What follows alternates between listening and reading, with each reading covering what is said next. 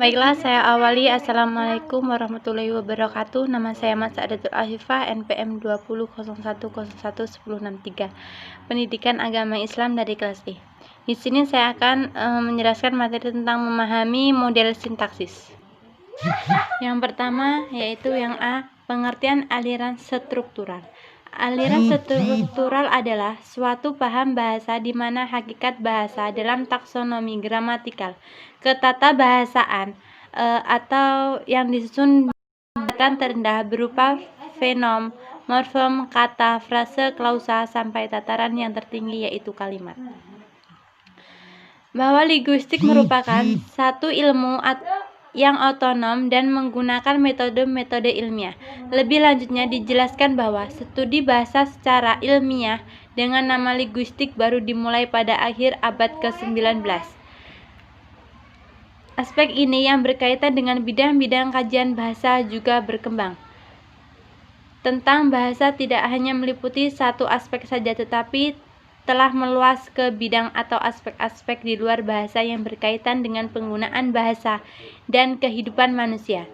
Cabang linguistik bisa terbagi atas fonologi, morfologi, sintaksis, dan semantik. Selain cabang linguistik tersebut, ada cabang ilmu yang relevan dan saling melengkapi dengan ilmu linguistik, yaitu sosiologi, psikologi, dan antropologi.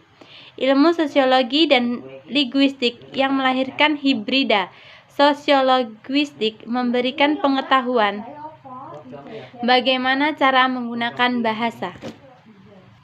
Yang B yaitu ciri-ciri aliran struktural. Yang pertama berlandas pada paham behaviorisme.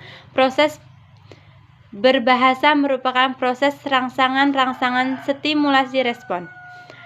Yang kedua, bahasa berupa ujaran. Ciri ini menunjukkan bahwa ujaran saja yang termasuk dalam bahasa teori struktural melahirkan metode langsung dengan pendekatan oral. Yang ketiga, bahasa merupakan sistem tanda signif dan signifian. Berkaitan dengan ciri tanda bahasa, pada dasarnya merupakan paduan dua unsur yaitu signif dan signifan. Signif adalah suatu unsur bahasa yang ada di balik tanda yang berupa konsep di balik sang penutur atau disebut juga makna. Sedangkan signifian adalah wujud fisik atau hanya yang berupa bunyi ujar. Yang keempat, bahasa merupakan kebiasaan habit. Berdasarkan sistem habit, pengajaran bahasa diterapkan metode latihan dan praktik, yakni suatu bentuk latihan yang terus-menerus dan berulang-ulang sehingga membentuk kebiasaan.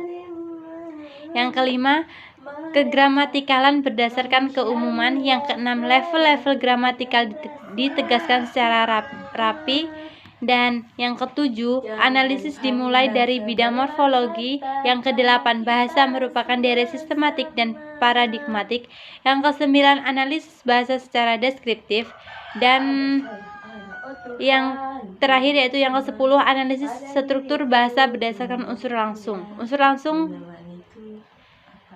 adalah yang secara langsung membentuk struktur tersebut. Ada 4 model analisis unsur langsung, yaitu model Nida, model Hockett, model Nelson, dan model Wells. Yang C yaitu keunggulan struktural. Keunggulan aliran struktural. Yang pertama, aliran ini sukses membedakan konsep grafem dan fonem. Yang kedua, metode drill dan membentuk keterampilan berbahasa berdasarkan kebiasaan. Yang ketiga, kriteria gramatikalan berdasarkan keumuman sehingga mudah diterima masyarakat awam. Yang keempat, level gramatikalan mulai rapi dari morfem, kata, frase, klausa, dan kalimat. Yang kelima, berpijak pada fakta, tidak mereka-reka data.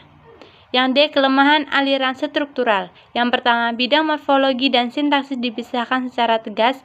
Yang kedua, metode drill and praktik sangat memerlukan ketentuan kesabaran dan sangat menjemukan. Dan yang ketiga, proses berbahasa merupakan proses rangsang tanggap berlangsung secara mekanis pada hal manusia bukan mesin. Dan yang keempat, kegramatikalan berdasarkan kriteria keumuman suatu kaidah yang salah pun bisa benar jika dianggap umum. Dan yang kelima, faktor historis sama sekali tidak diperhitungkan dalam analisis bahasa. Yang keenam, objek kajian terbatas sampai level kalimat tidak menyentuh aspek komunikatif. Yang E, pengertian unsur langsung. Unsur langsung yaitu morfem atau gabungan morfem yang menjadi unsur langsung satu tingkat di bawah satuan yang lebih besar. Contohnya, bentuk dasar dari berprikemanusiaan adalah prikemanusiaan. Yang F, analisis unsur langsung. Yang pertama,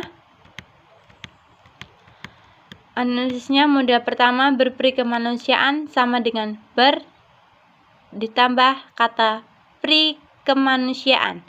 Yang model kedua, berprikemanusi ditambah an.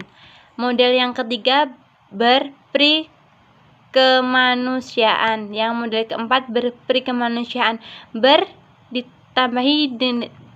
ditambah dengan kata prikemanusiaan. Prikemanusiaan yaitu ditambah dengan kata kemanusiaan, yaitu kemanusiaan itu ditimbulkan dengan kata manusia yang diberi imbuhan ke dan an.